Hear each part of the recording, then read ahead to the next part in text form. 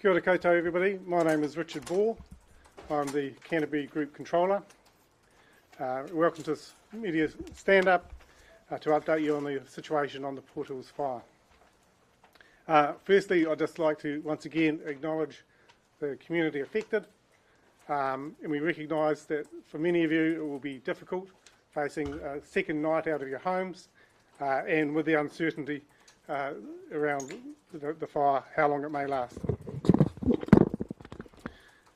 Also like to just acknowledge the rest of the wider community for the help and support that's been given to those affected. And I also finally like to acknowledge all the firefighters and crews working in hard, challenging conditions, and we really appreciate everything that has been done. The response really is a multi-agency response with obviously fire, police, St John's, councils, all working together. With us today, once again, is Minister Mark Mitchell, and you'll also hear from some of the key personnel from fire and police.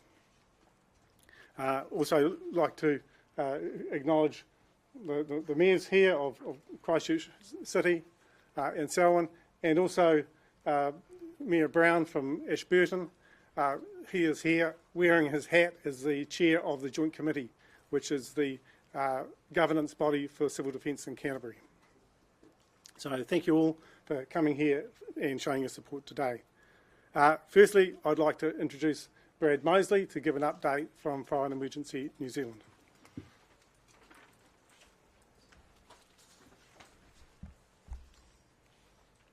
Kia ora koutou.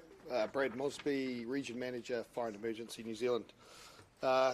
Just reiterating what's just been said, our firefighting crews and support crews are working tirelessly in very, very challenging conditions.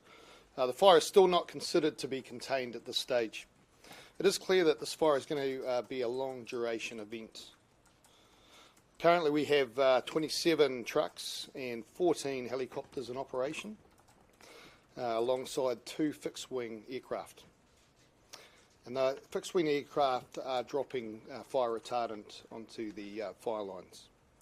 This work will continue into the evening, and we're planning for the same resources to be in operation tomorrow, as well as additional resources brought in for our incident management teams. The fire has breached into the adventure park. It is still uncertain how far that has gone down into the park, but we are working closely with management in there to ensure the infrastructure is kept safe, and at this stage there is no damage to any infrastructure at the park. There are currently no houses under threat, and at this stage we haven't lost any houses, which is great news for that community.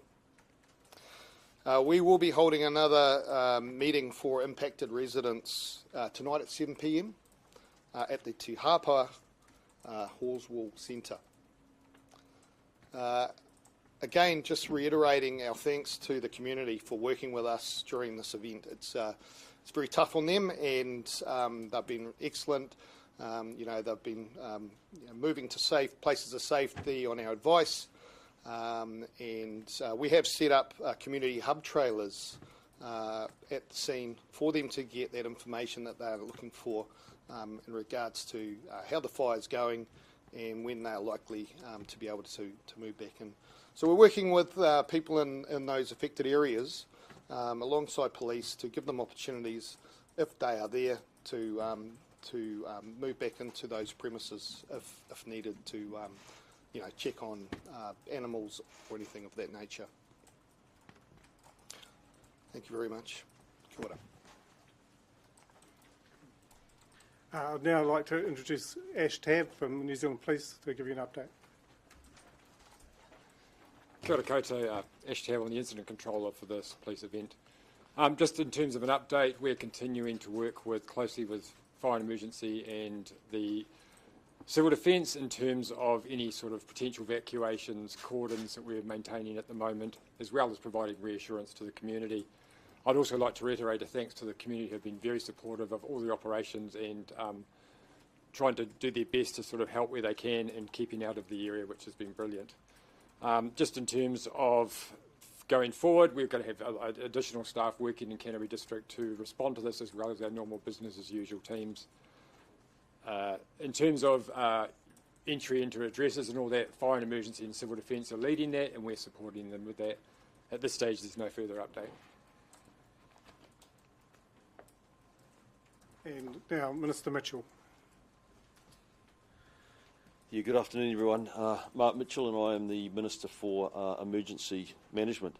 Look, I said it all this morning probably, but it just reinforced for me today, being out on the ground, that the speed of the response and the speed of the mayors and their decisions that they've taken has meant that there has been a world-class response to this fire event in Port Hills.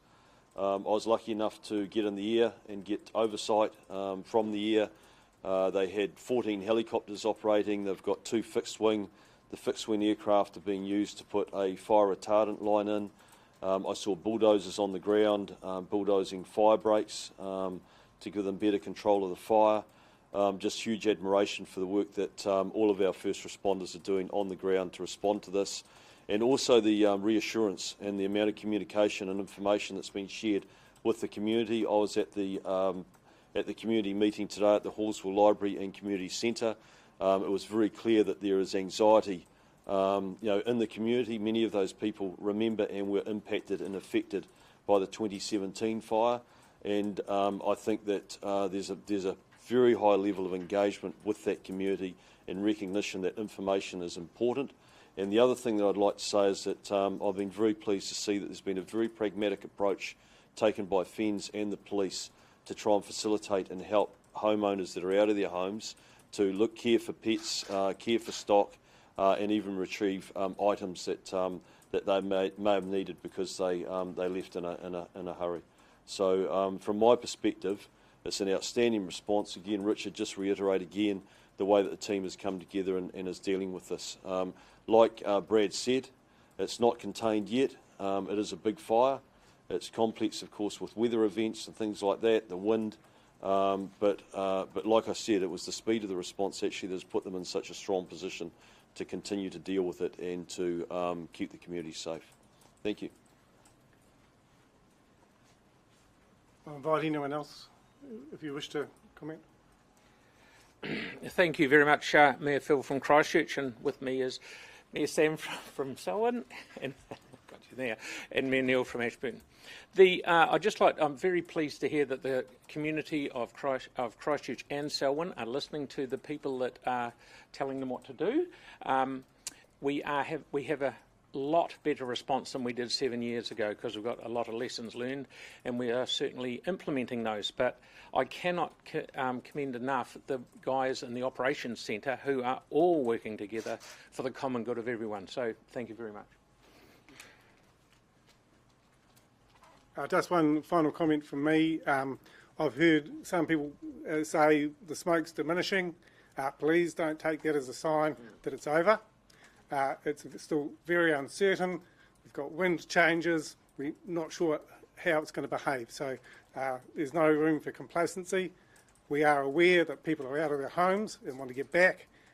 Also aware that they're concerned about stock and domestic animals and other things of value that they've left behind. So we're working very hard to manage that. But as I say, the protection of life, both human life, animals, and property is paramount. Happy to take questions. It's probably a question for FENZ, but I think this morning you said, or it was either you or the controller said, that the fire was on the boundary of the adventure park. Certainly the park has said just in the last couple of minutes that it entered the park last night. We seem to have photos showing it entered the park last night. So could you just clarify what happened there? Yeah, well, look, that's the information that we received, and I suppose we were more focused on the infrastructure of the park, so the actual the towers, the chairs, and the wire rope, which the chairs moving last time caused the fire to spread. So that was what we were concentrating on the most. And as I said, we're working with the park management throughout this event and ensuring that we work together to maintain a good cordon around those infrastructure assets. Do you have any sense of, obviously there's some quite significant buildings at the bottom of the park, the bar and the high, and then the pylons up the hill and so on as well. Yeah. How close is the fire to, well, the buildings on the ground first of all, do you know? No, I couldn't give you that information at this stage, but we can get that information and provide it through our websites. But at this stage, the information is that it has breached into the park, and we're working closely with management to ensure we protect the assets in there. Is there any update at this point on the cause of the fire? No, so our fire investigators will work with New Zealand Police, and it takes quite some time to ascertain the location or the point of origin of the fire, and then from there it's about working backwards and finding out what actually caused it. So at this stage, it's too early to determine that. Are you able to, in terms of the fire, well, the area on fire at its peak, how large was it at its peak, and what sort of area are you dealing with now in terms of the extinguisher? Well, the last information we had just after lunch was at 650 hectares. Previous to that, it was 630 this morning. So it gives you a bit of an indication of how fast it spreads. About 14 kilometre parameter as well. So, it is a significant burn area, but that's our main efforts are to protect houses and not so much the burn area. So we're putting our efforts into protecting, the things that our communities value the most. And do you, maybe a hard question, but in terms of timing around, it's not under control, are we looking at days or longer before it's under control, a day, a couple of days? Yeah, as I mentioned, it is a long duration event. Even if we brought the fire under control today, it would still take days for us to fully extinguish and then what we call mop up. So we stay on site. There's always lots of flare ups. The wind gets up again and can start the fire again. So we won't be leaving the site until we're absolutely sure that fire is completely extinguished. Yeah. How much longer do you think it should take until residents can go back to their properties? Because you said the mop up, so they'll obviously have to wait until after. No, we'll work alongside our community, New Zealand Police, Civil Defence, and we'll take a measured approach to that. So we certainly won't be sending anyone back into their homes unless we're absolutely sure that it's safe to do so. Yeah. What kind of hours are your teams doing out there in terms of, they won't just sure. do the normal 9 to 5, I imagine. So tell us about the conditions for the friends, men and women out behind the fire. Sure. Yeah, as I said, it's real challenging conditions. So we started another shift this morning at 6 o'clock, and that shift will go through till 6 in the evening. On site, though, they are rotated out, so there's plenty of rests, refreshments, and then back onto the front line. So our crews are all local at this stage. They take a lot of ownership. They want to be here to put that fire out. They really care deeply about the community. But we are working in the background looking at other resources from around the country to bring in, and that's likely to be incident management team from tomorrow. Can we clarify if it is 80 homes evacuated in total, or is that 80 homes in Christchurch and more homes in Selwyn or other areas? Do you want to answer that? My understanding, it was 80 homes in total. There was some initial confusion over that number, but it's 80 homes in total is what I've been told. And so those 80 homes will be out of their residence for a second night tonight? Yes, absolutely. Phil, obviously DCL's the majority shareholder of the park now, isn't it? So must be concerning to you. They've obviously needed help in the past. Do you have provision to potentially do that again? Because they could be looking at some more damage there, possibly significant. Can you just leave up? Yeah, we'll have to wait and see how far. I'm sure there is some damage. There's damage at the top of the hill. How far down it's gone. One of the things that worries me is we've got that big Crankworks mountain bike downhill thing in 2 weeks' time, I think. So that's sad that's happened. So, but we'll just have to wait and see how far down the hill it has come and what sort of damage we've got from that. How committed? I realise it's DCL, so this sort of arm's length, but I mean, as a council, you fairly committed to the future of that park? Well, we have got money in the park through CCHL and DCL all the way down the chain, and we've been committed to it this far from the last fire. We've just got out of our insurance stuff from last time, and we'll just have to see what happens going forward. So we'll stand behind it. What direction is the fire spreading?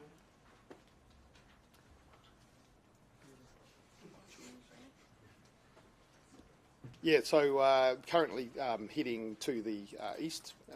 So I think we've got a northwest wind this afternoon, but that could change a bit later to a southerly. So that's what's predicted. So yeah, just being mindful with that wind change, that could bring some smoke towards the city. And if we do see that change, we might put some messaging out to our communities that haven't been affected so far to be mindful of that wind drift. So we'll just assess it as it comes to hand. Can you also maybe describe how and where it's spreading? I can get that information for you.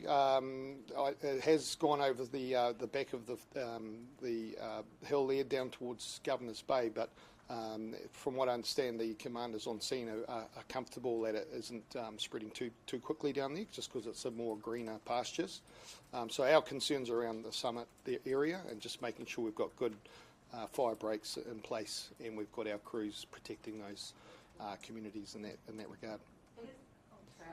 Are they considering any more evacuations in that area? Yeah, as I said, we'll just take a measured approach to it. So we certainly won't be evacuating people unnecessarily, but we will, work alongside our partner agencies here and assess the situation. We'll look again at nightfall coming, and if we believe that anyone could be at risk, we won't take any risks ourselves, and we'll move towards evacuating those houses. Has there been any more people sightseeing on the hills? Any more disturbances? Not that I am aware of, unless police have got a comment. There's a number of events still going on in the city, but nothing specific. People have been very good actually in keeping a bit of a distance from it and actually allowing the fire and emergency and that to do their job, which has been really encouraging. As I said, there are still other events going on in the city, but they're not related to this. How much of a perimeter has been established?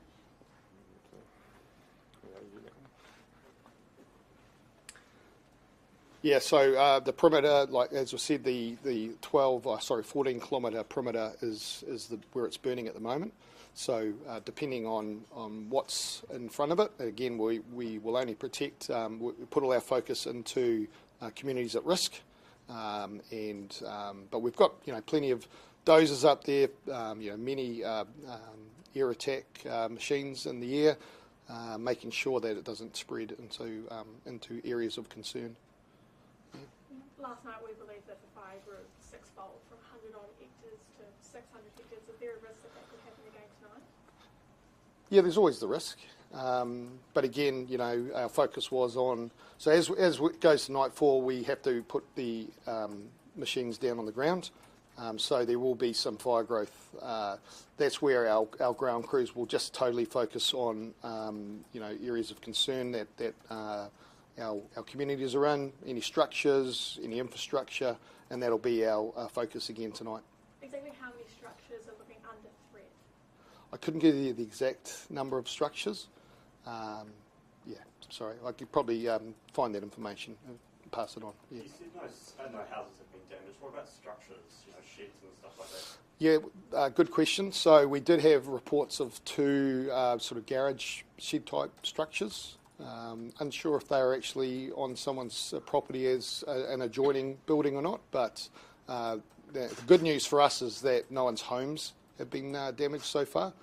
And we're 24 hours into this event now, and for our fire crews to be protecting those those people's properties and still haven't had or lost a home, I think that's due credit to them and their efforts. Going into the weekend, obviously it's still hot weather. Are you predicting anything for it to slow down and speed up? Any predictions?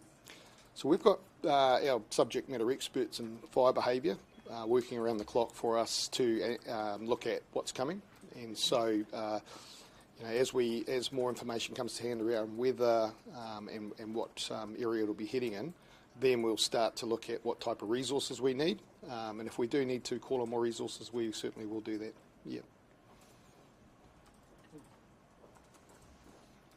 Any last questions? Cool. Well, thank you all for coming here, and we'll continue to provide updates. I'll need to confirm when the next media briefing will be.